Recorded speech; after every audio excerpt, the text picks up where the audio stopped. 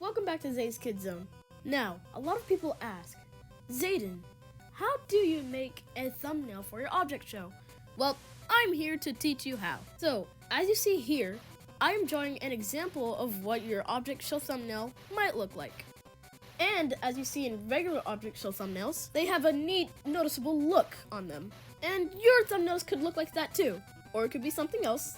Not forcing you to do anything, of course. So, before we start making this thumbnail, make sure to like, subscribe, and turn on those post notifications so you know when new videos are uploaded by me.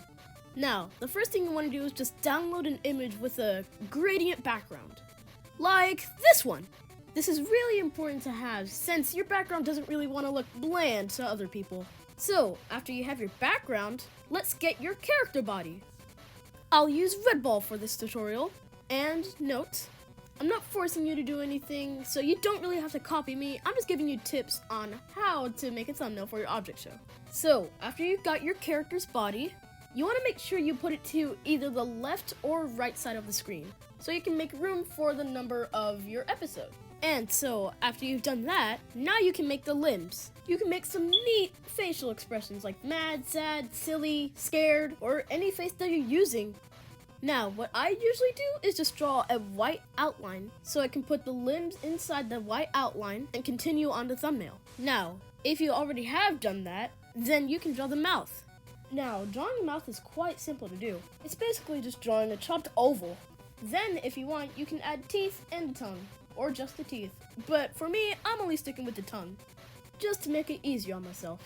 Now, when it comes to facial expressions, you want to put something that is going to happen in the episode. Example, like Jack and Jellofy's thumbnails. They use facial expressions for surprising moments in these episodes.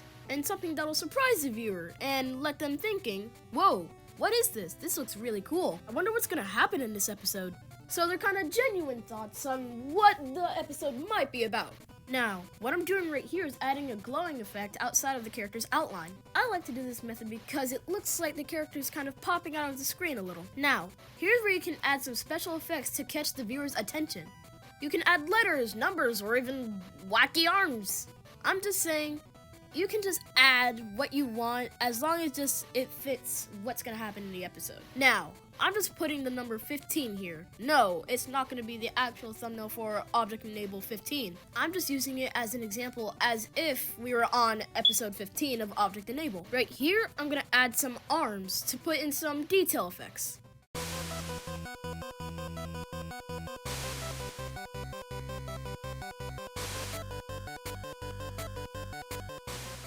Ah, there we go.